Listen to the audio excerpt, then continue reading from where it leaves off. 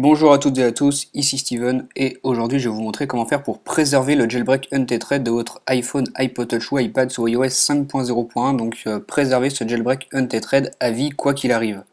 Vous vous rendez dans les réglages et vous vous assurez que la version de votre appareil est iOS 5.0.1. Ce qu'on va commencer par faire, c'est sauvegarder nos fichiers SHSH de iOS 5.0.1, donc celui qui est installé présentement sur notre appareil. Pour cela on va utiliser Tiny Umbrella. Je vous mettrai un lien de téléchargement dans la description de la vidéo. Et ensuite, vous vous assurez que vous avez les mêmes paramètres que moi. Donc il ne faut pas que request SHSH from Cydia soit coché. Vous ne cochez pas cette case et les autres, vous les laissez exactement comme moi. Ici, vous choisissez l'endroit où vous voulez enregistrer vos fichiers SHSH et vous cliquez sur Save SHSH. Donc moi, ils seront enregistrés sur mon bureau. À présent, la sauvegarde de vos fichiers SHSH est en train de se faire, ça peut prendre quelques minutes. Quand la sauvegarde est terminée, vous avez un nouveau fichier sur votre bureau avec des chiffres et à la fin 5.0.1.shsh, donc c'est le fichier SHSH que vous venez de sauvegarder. On va l'utiliser dans Redsn, vous téléchargez Redsn, la dernière version, aussi bien sur Mac que sous Windows. Vous cliquez sur Extra, sur SHSH Blobs et sur Stitch. Vous cliquez ici sur IPSW, vous allez sélectionner le firmware de iOS 5.0.1 correspondant à votre appareil. Donc la même chose, je vous mettrai un lien dans la description de la vidéo pour pouvoir le télécharger. Une fois que c'est fait, vous cliquez à présent sur Local et vous pointez sur le fichier SHSH que vous avez généré juste avant avec Tiny Umbrella. Ensuite, ici, on a une barre de chargement.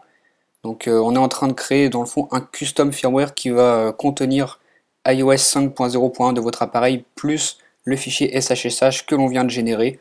Donc, par la suite, si vous avez un problème avec votre appareil et que Apple a sorti une nouvelle version supérieure à iOS 5.0.1, bah, vous allez pouvoir restaurer en utilisant ce custom firmware qui contient vos signatures SHSH. Donc quoi qu'il arrive, vous pourrez restaurer à iOS 5.0.1 pour pouvoir ensuite bénéficier du jailbreak untethered que Pod2G nous a livré. C'est vraiment important de faire cette manipulation, elle est très simple et elle est vraiment utile, je vous promets que vous la regretterez pas si vous êtes obligé de restaurer un jour. La manipulation est exactement la même que soit sous Windows, sous Mac, les deux logiciels Tiny Umbrella et Redsn fonctionnent sous les deux OS dans le fond, donc je vous mettrai, comme je vous l'ai dit, les liens de téléchargement dans la description, que ce soit pour Windows ou pour Mac. La barre de chargement de création du custom firmware a bientôt fini de se remplir, on va attendre encore quelques instants, ça ne devrait plus durer longtemps. Lorsque c'est terminé, vous avez ce message qui apparaît à l'écran sur Redsn et qui vous informe que la procédure est terminée et qui vous indique le chemin où votre nouveau firmware a été sauvegardé. Donc moi par exemple c'est sur le bureau.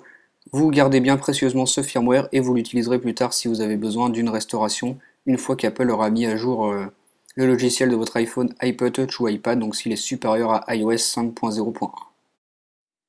Donc voilà, c'était ça pour ce tutoriel. Assurez-vous bien d'avoir sauvegardé ce firmware avec les fichiers SHSH de votre appareil incrustés à l'intérieur pour pouvoir un jour restaurer à iOS 5.0.1 même si Apple ne signe plus ce firmware. Et vous pourrez ainsi disposer à vie du jailbreak untethered de iOS 5.0.1.